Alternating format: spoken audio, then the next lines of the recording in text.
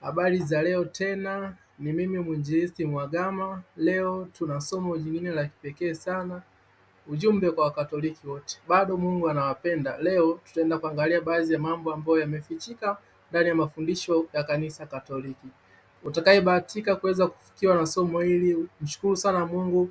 Kama wewe ni Mkatoliki, utakapoenda kuyasikia mafundisho ya wazi ya Biblia, usisite kuweza kushare kwa wengine masomo haya. Lakini jambo la muhimu ni kuweza kuchukua tahadhari na kuamua kuitafuta imani ya kweli. Tutaenda kuangalia mafundisho ya Katoliki ambayo yanaonyesha wazi Kanisa Katoliki lina utume ambao hautoki kwa Mungu. Mafundisho yake yote yamejengeka katika namna ya upagani, na hivyo tutaenda kujibu ile swali ambalo Wakatoliki wengi wanajivunia wakisema ya kwamba wamezaliwa kwenye moja takatifu, Kanisa Katoliki la mitume. Sasa je, kanisa la mitume lina mafundisho ya kipagani? Tutaenda kuona mafundisho ya mitume jinsi yalivyokuwa na mafundisho ya Kanisa Katoliki namna yalivyokuwa, na hapa tutapata picha Kanisa Katoliki lilianza lini. Tutaangalia mafundisho ya msingi sana ambayo Biblia imeeleza kwa wazi namna ambavyo mitume waliamini, lakini pia namna ambavyo Kanisa Katoliki linaamini. Tunapoenda kuchunguza haya masomo, nimesema tafadhali, hii ni neema ya Mungu. Mungu bado anaendelea kuwatafuta watu watoke katika giza na waje katika imani ya kweli. Kama kawaida, masomo ya nyuma yanasisitiza kwamba tunaishi katika wakati wa mwisho. Huu haupingiki. Sasa maswala kuambiwa kwamba tunaishi katika wakati wa mwisho, utasikia katika Kanisa Katoliki au makanisa au miongoni mwa makanisa mengi. Ni imani chache ambazo zitakwambia kwamba tunaishi katika wakati wa mwisho. Sasa Kanisa Katoliki ni kanisa kubwa ambalo ndani yake lina mafundisho mengi sana ya uongo, na tutajiuliza hili kanisa lilitoka wapi? Baadhi ya mafundisho ambayo tutaenda kuyangalia ni pamoja na ibada za wafu, swala la ubatizo, maungamo ya dhambi kwa padri, sala za Bikira Maria, ibada za sanamu. Ikiwa Kanisa Katoliki ni lile kanisa moja takatifu la mitume, je, kanisa la mitume lilikuwa lina ibada za wafu? Ubatizo wa Kanisa Katoliki unaendana na ubatizo wa mitume? Je, mitume walienda kutubu kwa mapadri, au washiriki ama waumini wa kipindi kile ambao walibatizwa walienda kwa mitume kuungama dhambi zao? Je, mitume walikuwa na sala za rozari za kumheshimu Bikira Maria? Je, mitume walikuwa na ibada za sanamu? Sasa haya ni maswali mazito ambayo yamefichika, na kama watu wakiweza kuyafahamu vizuri mafundisho haya ya Biblia, hakika wataweza kutoka kwenye giza kubwa la mafundisho potofu na kuweza kuwa na imani ya kweli ya Muumbaji aliyeumba mbingu na nchi. Sasa twende tuanze na fundisho la kwanza. Tutazame kuhusu ubatizo. Tutaanza kuangalia na Kanisa Katoliki linauchukulia ubatizo katika namna gani. Kanisa Katoliki linatambua ubatizo wa watoto wachanga kwa kunyunyuzia maji ambao hauna msingi wa moja kwa moja katika maandiko. Biblia inaonyesha ubatizo ukiwa kwa watu walioweza kuamini, kutubu, na si watoto wachanga. Yaani kwa maana nyingine, Kanisa Katoliki lenyewe linaanza kufanya ubatizo kuanzia watoto wadogo. Yaani mtoto mchanga ambaye amezaliwa mwenye umri mdogo anaweza kubatizwa ndani ya Kanisa Katoliki. Lakini je, tunaelewa maana ya ubatizo? Ubatizo kama ubatizo ni neno ambalo lina asili ya Kigiriki ambalo linamaanisha azamisha kwenye maji. Lakini utakapokuja katika maana ambayo mbingu ilizitoa, maana yake ni kwamba ubatizo ni ishara ya mtu kuweza kukiri sasa. Anatambua ya kwamba kweli Kristo ni mwana kondoo wa Mungu ambaye anazichukua dhambi za ulimwengu ikiwemo na dhambi yangu. Kwa hiyo ninakubali ukombozi wa Yesu, na hivyo ninaudhihirisha ulimwengu kwa kuweza kubatizwa, ikionyesha kwamba ninauzika sasa ule mwili wa dhambi na kutamani kuanza safari mpya na Kristo kwa ajili ya ushindi wa dhambi. Sasa unapomchukua mtoto mdogo na kumweka kwenye maji na unapomuuliza maswali, unamkataa shetani na mambo yake yote. Mtoto mdogo hajui hayo mambo. Anahitaji kuweza kubatizwa ni yule ambaye amejifunza habari za Kristo. Baada ya kusikia utamu wa Injili na namna ambavyo Injili imegusa moyo wake, hapo ndipo mtu anatamani sasa aweze kuacha njia mbaya na amue kuweza kumfuata Kristo. Kwa hiyo ubatizo wa Kanisa Katoliki kuweza kuwabatiza watoto wadogo ni feki. Kwa hiyo ndugu zangu wa Katoliki ambao ni Wakatoliki, haujabatizwa mpaka leo, usifikiria kwamba kwa kunyunyuziwa maji kichwani ulipokuwa mdogo au ulipokuwa na umri fulani ni kwamba umebatizwa. Huo ubatizo hautambuliki katika Biblia. Biblia inasema hivi kuhusu ubatizo. Yesu na mitume walifanya ubatizo kwa njia ya kuzamisha ndani ya maji, na lile tendo la kuzamisha ndani kwenye maji linamaanisha sasa unauzika utu wa kale na kuomba Mungu sasa akupe nguvu ya kuweza kuenenda katika utu upya baada ya kufufuka, kama vile ambavyo Kristo alifufuka katika wafu. Kwa hiyo unavyonyanyuka kutoka kwenye maji ni ishara ya kuweza kutafuta ushindi kwa njia ya ufufuo wa Kristo. Katika Mathayo 3:16 Yesu mwenyewe alibatizwa kwa kuzamishwa kwenye maji mengi na Yohana Mbatizaji, na Yesu ndiye mfano wa kielezo chetu. Lakini katika Matendo 8:38 hadi 9 hapo tunaona Filipi na Toashi walishuka majini na Toashi akabatizwa. Marko 16:16 anasema aminie na kubatizwa ataokoka, asiyeamini atahukumiwa. Mtoto mdogo kama hawezi akafundishwa akaamini na akabatizwa. Kwa hiyo mwenye uwezo wa kufundishwa na akaamini ni yule mtu ambaye ni tayari ana uelewa wa kuweza kuelewa akafundishika, na baadaye kwa sababu injili inapofundishwa mara nyingi watu wanaguswa na kusema nifanyeje. Hapo sasa ndipo unapokuja wito wa ubatizo, ili mtu aweze kuthibitisha na kukiri ya kwamba ninaamini katika kafara ya mwana kondoo wa Mungu, na kwamba njia zangu ni mbaya zimepotoka, ninamhitaji Yesu. Hivyo kwa kubatizwa ni ishara ya kuweza kukubali Yesu mbele ya watu, na ni ishara ya kuweza kuhakikisha kwamba utatembea na Kristo baada ya kuibuka kutoka katika maji. Hivi ndivyo ambavyo ubatizo wa Biblia unafanyika. Lakini jambo jingine ambalo ni la msingi sana ni kuhusiana na ibada za wafu. Hapa shetani amechukua pointi kubwa sana ndani ya kanisa Katoliki. Swala la wafu, kanisa Katoliki linatambua juu ya maombezi ya wafu. Ndugu zangu wa Katoliki, tafadhali sana, hapa pana mtego mkubwa sana wa shetani. Watu wengi wamejiingiza katika ibada za kuweza kuombea mizimu pamoja na kuwa na uhusiano na mizimu pasipo kujua. Kanisa kama kanisa Katoliki lenyewe linafundisha kuhusu ibada za kuombea wafu, kwamba wapo wafu ambao wana dhambi kidogo, kwa hiyo wanapokufa tu pale hawawezi kwenda mbinguni moja kwa moja, badala yake wanapitia sehemu ya mateso kidogo ambayo kwa Wakatoliki wanaita toharani. Kisha maombezi ya watu ambayo yanafanyika huku duniani kwa huyo ndugu ambayo yupo hapo toharani yatamsaidia kuweza kusamehewa mbele za Mungu na kisha kuingia mbinguni. Mambo haya hayawahi kupatikana kabisa mbele ya maandiko. Kwa hiyo ndugu zangu wa Katoliki, kama upo katika kanisa Katoliki, tafadhali sana, hukumu za Mungu zinakuja, kwa sababu Wakatoliki kwa muda mrefu mmeendelea kufanya ibada za kipagani pasipo kuweza kujua. Tunaweza tukasema Ukatoliki ni ibada za kipagani ambazo zinaonekana katika hali ya ukisasa zikiwa zimevalishwa vazi la Ukristo. Sikiliza, hali ya wafu, nini kinatokea wakati anakufa na wafu wapo wapi? Hilo ndilo jambo ambalo tunatakiwa kuweza kulifahamu. Lakini Ukatoliki unafundisha kwamba watu baada ya kufa wanaenda mbinguni, walio wema, wafu wa dhambi kidogo wanaenda toharani ambapo watahitaji maombezi kidogo waende mbinguni, na wadhambi kabisa wanaenda kwenye moto wa jehanamu ambapo wanaungua milele na milele huko. Mambo haya ni uongo mkubwa wa shetani, wala hayapo hivyo.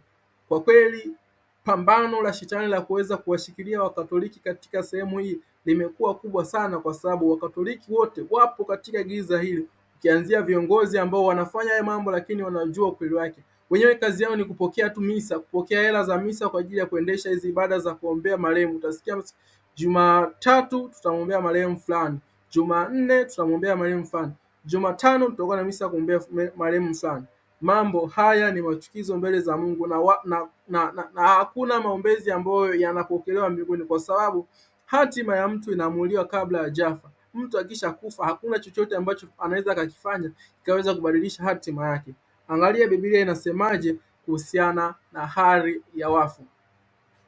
Biblia inaeleza hali ya wafu kama ifuatavyo. Kwanza, wafu hawajui neno lolote. Lakini pili, wafu wamesalia katika makaburi yao. Tumaini pekee ni kwamba kama wafu ama mtu alikufa katika Kristo, basi kaburi sio nyumba ya kudumu, atanyanyuka siku moja. Na hivi karibuni tunatarajia Yesu aje mara ya pili, na Yesu anapokuja sasa ndipo ambapo makaburi yatafumuliwa na wafu watatoka, waliotenda mema kwa ufufuo uzima, lakini wale ambao walitenda maovu, wale ambao hawakulala katika Kristo, watakapofufuka watafufuka kwa ajili ya hukumu ya milele.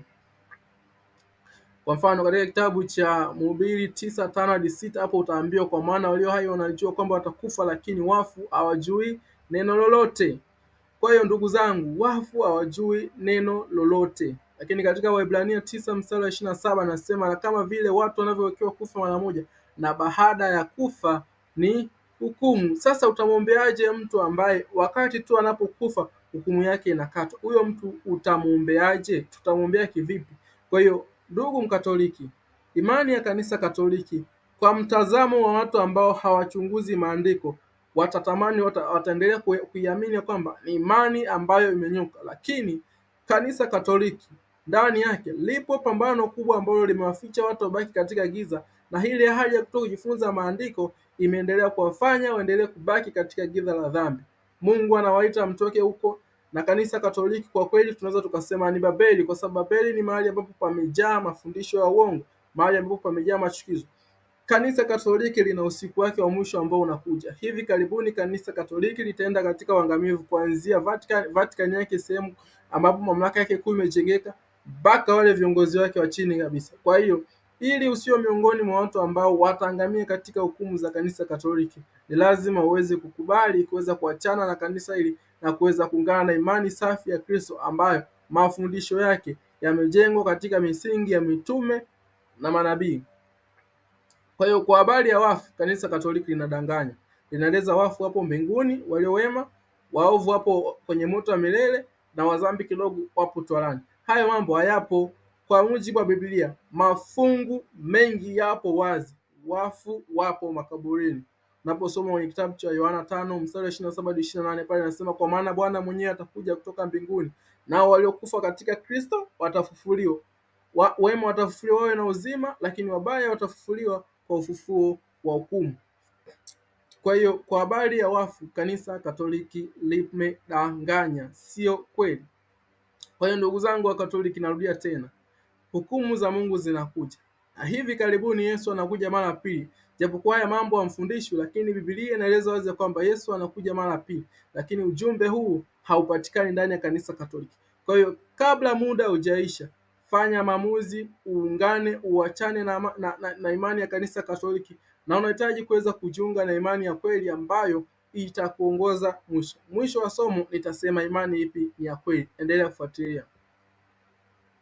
Lakini jambo jingine ambalo ni mafundisho ya kipagani ndani ya kanisa Katoliki ni pamoja na ibada za sanamu. Kanisa Katoliki linatumia sanamu na picha takatifu katika ibada, wakisema kuwa si za kuabudu bali ni kiwakilishi. Hata hivyo, jambo hilo linapingana na amri ya Mungu. Ni kwamba kanisa Katoliki kwa upotoshaji wa tafsiri wa baadhi ya maandiko limetumia baadhi ya sanamu na kuingiza katika ibada, ambapo watu wanapozipigia magoti wanaambiwa hapo wazisujudie, wanaziheshimu. Lakini hata hivyo amri ya Mungu ipo wazi ya kwamba Mungu hatazipa sanamu utukufu wake, wala Mungu hakutoa agizo la kuwepo kwa sanamu ya Bikira Maria, sanamu ya Yesu, sanamu ya Mtakatifu Petro, sanamu ya nani katika makanisa haya. Agizo la Mungu alipo hivyo. Sasa hili shutuma amri ya pili ya Mungu inayosema usijifanyie sanamu ya kuchonga, wengi wanapoitazama hii amri ya pili na kuweza kuangalia kile ambacho kinafanyika katika kanisa Katoliki, kanisa Katoliki linakuja majibu ya kwamba sanamu hizo ni kwa ajili tu ya kuheshimu, sio kwa ajili ya ibada. Lakini maagizo hayo yapo wapi? Na muda mwingine wanatumia ile hoja ya kusema kwamba hata katika Agano la Kale Mungu alishawahi kuagiza sanamu.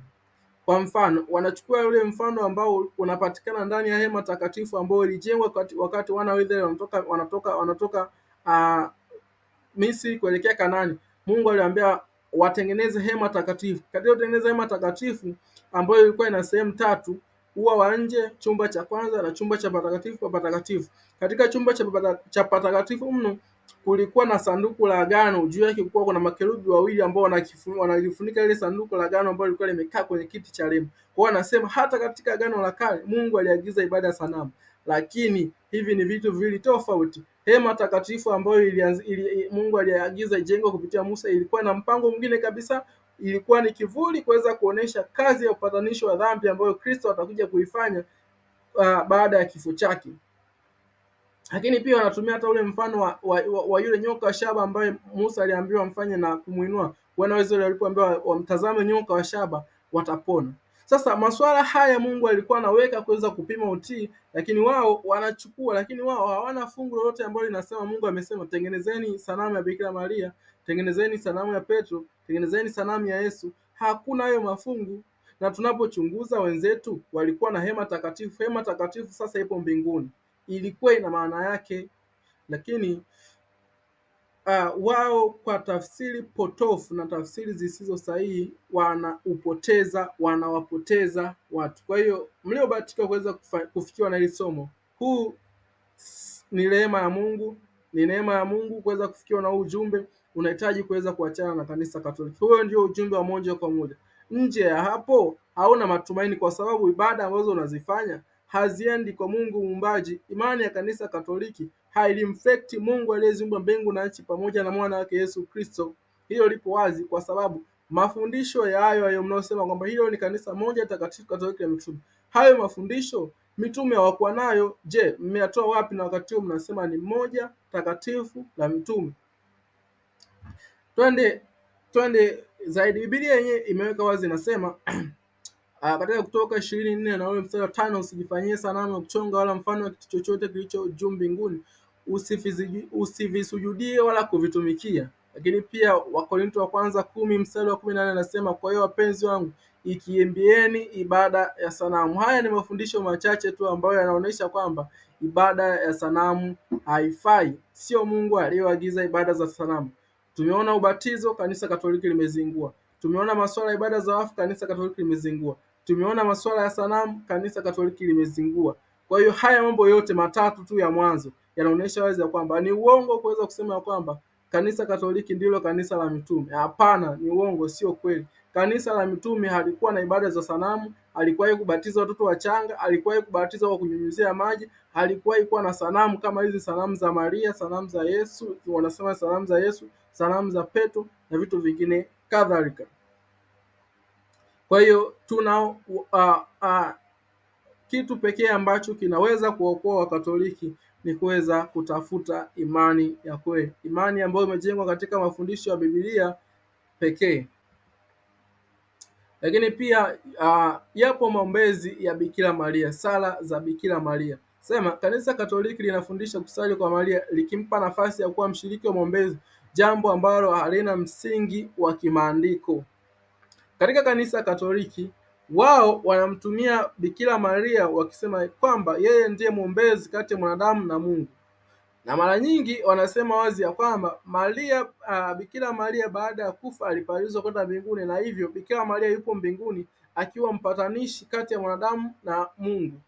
Jambo hili ni uasi wa kutisha, na ndani yake ni fundisho ambalo shetani ameliweka ili kuweza kupevusha kazi ya Kristo, kupishanisha kazi ya Kristo, kwa sababu kwanza, kimsingi wa maandiko, Bikira Maria hayupo mbinguni, na tunajua wazi ya kwamba Bikira Maria alikuwa ni bikira kabla ya kuzaliwa kwa Kristo, lakini Maria alipojifungua hakuwa tena bikira, alikuwa ni Maria. Kwa hiyo kwanza, Bikira Maria ambaye anatamkwa na kanisa Katoliki, Bikira Maria ambaye anapatikana katika mafundisho ya kanisa Katoliki, sio Maria ambaye alishiriki katika mpango wa kuzaliwa kwa Yesu katika Biblia. Kwa vipi? Wakatoliki wanamtemu Yesu kwamba ni mwana wa Maria, lakini fundisho hili halipo sawa. Yesu alikuwa mwana wa Mungu hata kabla hajaja duniani, hiyo ipo wazi. Kwa hiyo hapa ni kusema wazi ya kwamba Maria ambaye anapatikana katika maandiko matakatifu hakuwahi kuwa na rozari, hakuwahi kuwa na ibada kama hizi ambazo zinafanywa na Katoliki. Kwa hiyo ni janja za shetani kuweza kuchanganya ukweli na uongo, akichukua fundisho la kusema kwamba Maria ndiye aliyekuwa mzazi wa Yesu na yeye ndiye ambaye anastahili kicho cha namna ya pekee sana kwa kuweza cha kuwa mzazi wa Mungu. Lakini jambo hili linatushangaza. Mungu kwanza hawezi kawa na mzazi. Lakini kitu ambacho tunaweza tukajifunza katika maandiko kuhusiana na Maria ambaye anapatikana katika mafundisho kwenye Biblia ni kwamba ni mama ambaye alichaguliwa kutokana na usafi ambao alikuwa nao, kujitunza kwake. Alishirikishwa katika mpango ambao Yesu ilibidi azaliwe na uchukue mwili kama sisi. Kwa hiyo Yesu alishuka kutoka mbinguni wakati ulipofika na akazaliwa kuingia kupitia katika mwili wetu kwa kupitia Bikira Maria. Sasa Bikira Maria hakuwahi kusema kwamba yeye atasimama kama mwombezi, hakuwahi hata siku moja. Kwa hiyo kanisa Katoliki lenyewe linafundisha wazi kwamba Maria ni mwombezi wetu mbele za Baba. Sasa fundisho hili linaficha kazi ya ukuhani wa Yesu na ni fundisho la hatari sana. Biblia haifundishi kwamba au kusali kwa Maria. Sala zote zinaelekezwa kwa Mungu kupitia Yesu Kristo. Katika Yohana 14 mstari wa 13 na hadi 10 anasema, Yesu alisema, lolote tutakalo kwa jina lake hilo ndilo atakalolifanya. Katika Timotheo wa kwanza 2 mstari wa 5 anasema, kwa sababu Mungu ni mmoja na mpatanishi kati ya Mungu na wanadamu ni mmoja, mwanadamu Kristo Yesu. Kwa hiyo anayeweza kusimama kati ya Mungu na mwanadamu mdhambi na haja pekee hapo ni Kristo Yesu. Kwa hiyo hata Maria yeye mwenyewe bila Yesu hana tumaini.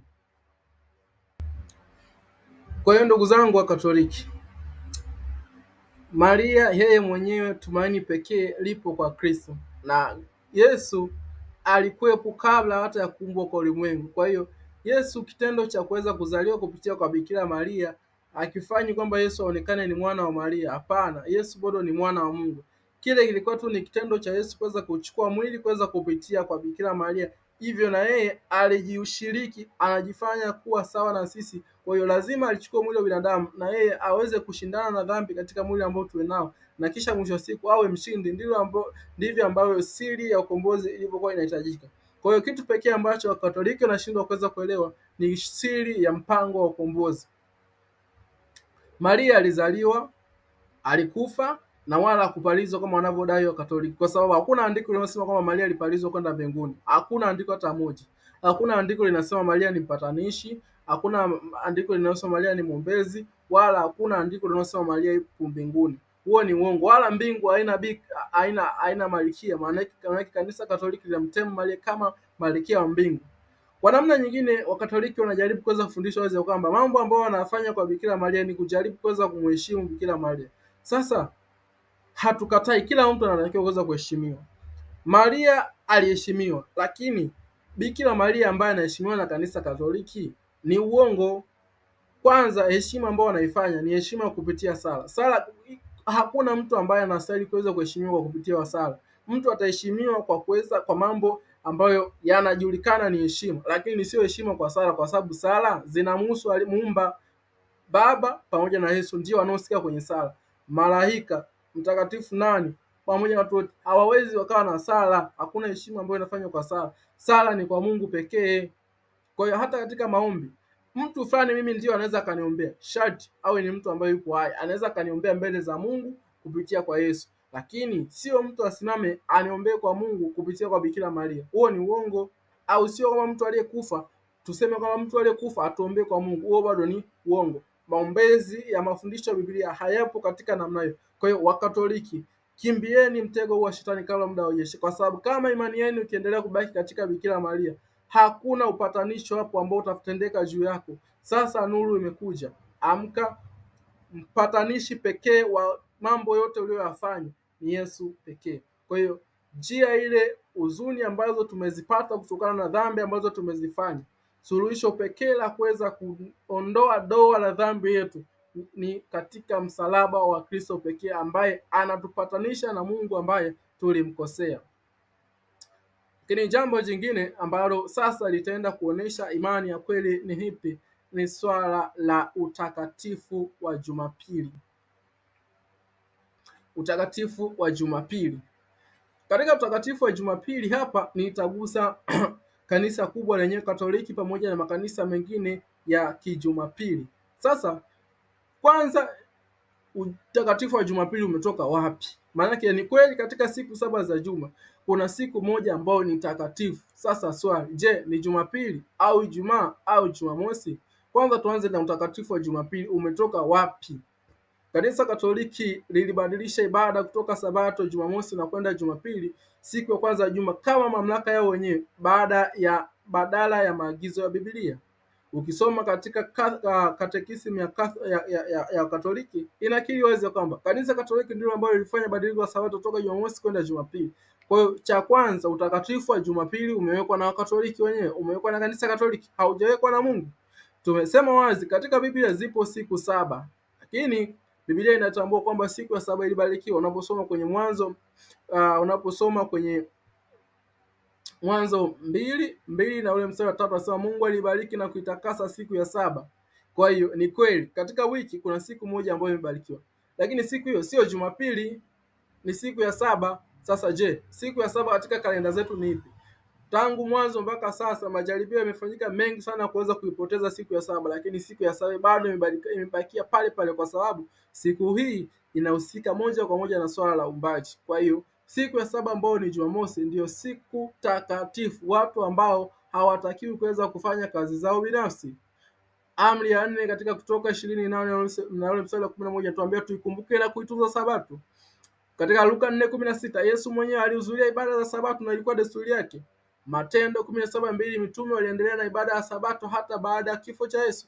Kwa hiyo ibada ya Sabato itabaki pale pale hata katika mpango mpya, hata katika dunia mpya ambayo Mungu ataitengeneza, ambayo haitakuwa na dhambi. Bado wanadamu wataitakasa Sabato, kwa sababu Sabato inamtambulisha Mungu kama muumbaji. Kwa hiyo ilikuwa ni mbinu ya shetani tangia wakati wa Wayahudi kuweza kuifanya Sabato isiweze kutambulika kama vile ambavyo Mungu alikusudia.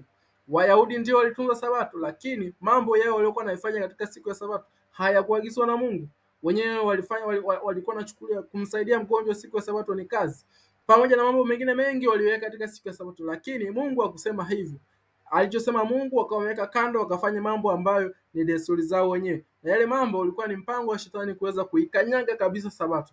Na ulipokuja katika karne ya 3, Mfalme Konstantini ndiye ambaye alitia nia ya kuweza kuibadilisha Sabato kutoka Jumamosi kwenda Jumapili, na jambo hili sasa litajirudia tena. Sasa Jumapili mpaka sasa inaonekana sio katika hali ya kulazimishwa, lakini tunaelekea mwisho wa siku ambapo Jumapili inaenda kuwa alama ya mnyama, ikiwa na maana ya kwamba dunia yote inaenda kulazimishwa kuwa na ibada ya siku moja ambayo ni Jumapili.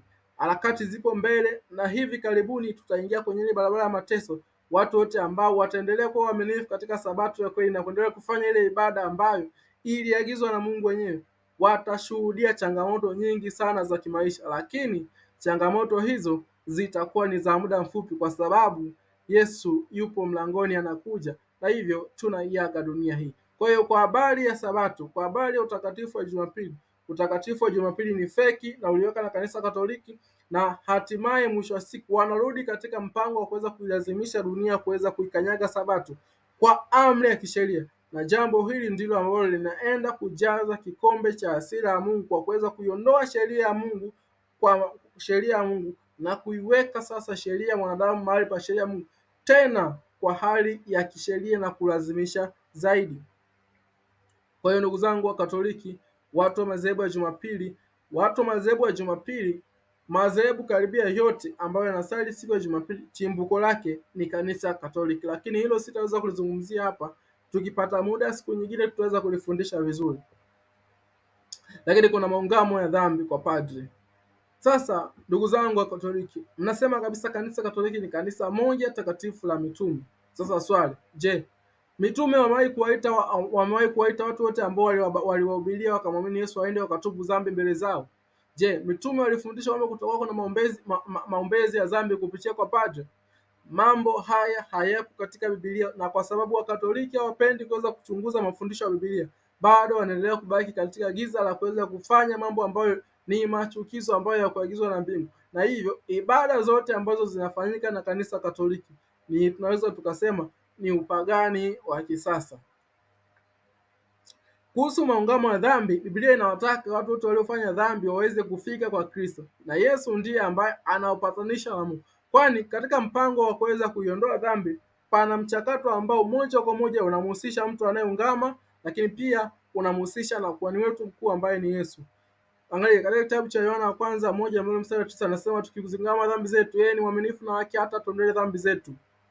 Wala hakuna wokovu katika mwingine wa yoyote, kwa maana hapana jina jingine chini ya mbingu walilopewa wanadamu lipasalo kuokolewa kwalo isipokuwa jina la Yesu. Katika mpango wa kuweza kuondolewa dhambi, mtu aliyefanya dhambi ni lazima kwanza, ili asamehewe na Mungu, ni lazima kwanza pawepo sharti damu iliyomwagika, na aliyemwaga damu ni Kristo, maana yake alitoa uhai wake kwa ajili ya mdhambi. Kwa hiyo mdhambi ambaye analiamini jina la Yesu, anapotubu dhambi zake zinahama kutoka kwake na kwenda katika hekalu la mbinguni. Zikifika katika hekalu za mbinguni, zinaenda kukutana na mtoa sheria ambaye ni Baba. Zikifika kule ndipo ambapo mtu huyu anaonekana sasa amesafishwa kwa kuweza kupewa vazi la Kristo, na Kristo uhai wake alitoa kwa ajili yake, hivyo mtu anabaki safi, lakini ni kwa njia nini? Ya damu ya Kristo pekee. Lakini kile ambacho kinafanyika katika kanisa Katoliki ni kwenda kutaja dhambi zako mbele ya padre, jambo ambalo haliji akilini, kwa sababu hata huyo padre ni mdhambi, jambo ambalo hawezi akasikiliza uovu wangu. Mwenye uwezo wa kusikiliza dhambi ni mmoja tu, Yesu, ambaye anatupatanisha na Baba. Isaya 1:18 Yesu anasema, njooni tusemezane, dhambi zenu zijapokuwa nyekundu zitakuwa nyeupe kuliko theluji. Sasa ndugu zangu, yapo mafundisho mengine mengi ambayo sijazungumzia mafundisho mengine ya kipagani kama ibada za Christmas, sijui mishumaa Christmas, sikukuu gani, hayo bado sijazungumzia. Lakini kwa haya machache, wanaosali Jumapili wa Katoliki mnahitaji kuweza kuachana na mafundisho ya uongo na kuweza kujiunga na imani ya kweli. Katika kitabu cha Ufunuo, Mungu ameeleza wazi imani yake ya kweli ni ipi, kanisa la kweli ni lipi. Unaposoma kitabu cha Ufunuo 14:12 anasema, hapa ndipo penye subira ya watakatifu, hao wanaozishika amri za Mungu na imani ya Yesu. Ikiwa kanisa lako lina imani ya Yesu, linashika amri za Mungu, mafundisho yake yamejengwa katika mafundisho ya Biblia, hilo ndilo kanisa ambalo linafaa kuweza kuwa na imani ya kweli ya Mungu aliyeziumba mbingu na nchi. Kwingine kote huko ni giza ambalo shetani ameliweka, na watu kwa kutochunguza maandiko watabaki katika giza hilo. Lakini Baba bado ametoa watendakazi ambao wanafunua ukweli wa sasa. Kwa hiyo wewe ambao umebahatika kuweza kusikiliza hili somo, ikiwa una swali zaidi, unaweza ukanitafuta kwenye simu yangu